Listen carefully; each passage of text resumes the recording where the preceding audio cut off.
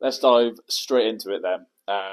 The freight recruitment market from since when I joined in COVID has changed drastically. I'd say over the last 5 years. I know that you were in it before then, but I'm interested to just have a bit of a conversation with how you found it the last couple of years. Yeah, I think being in it for 7 years, you do see lots of changes. I think pre-COVID was an interesting market. It was difficult to recruit for, but it was still at the same time quite easy. Lots of people were open to using recruiters, and then COVID hit.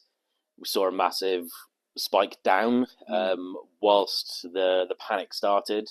I think after that initial panic and the shipments started increasing, we used to see a lot more, and I think it was quite an easy market to recruit for then. I think everyone was just taking any candidates that were actively available to make the move. And I think we're now starting to see a pickup again, because there was a slump over the last few years, and now this pickup recently, especially going into 2025, has really helped, I think, and we're starting to see a lot more clients open to moving the search back from internal to external sources. Absolutely. I think that 2020, when I started, it was very hard to even get a conversation with a client because everyone was on hiring freeze for obvious reasons.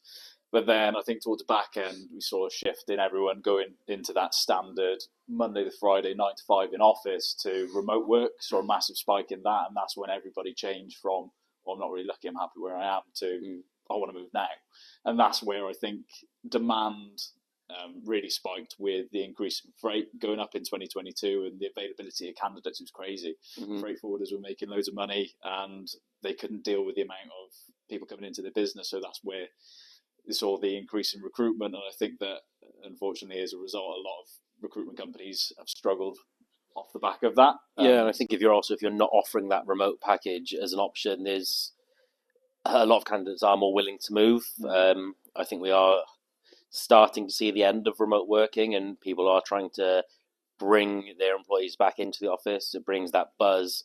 It brings that collaboration. If you've got a question, you can ask the question quickly to somebody rather than having to jump on Teams or WhatsApp or something like that to get an answer. So it does make sense to bring people back. There is that hybrid option, which is interesting and gives that flexibility a little bit. But I think we will see even more so again this year, those more in-office roles rather than those external roles. A lot of candidates I'm certainly speaking to at the moment would actually prefer that in office now. It's crazy considering, give it a couple of years ago, everyone wanted to work from home forever.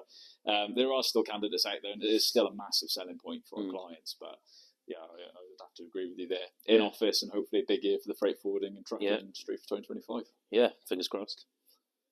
That's it.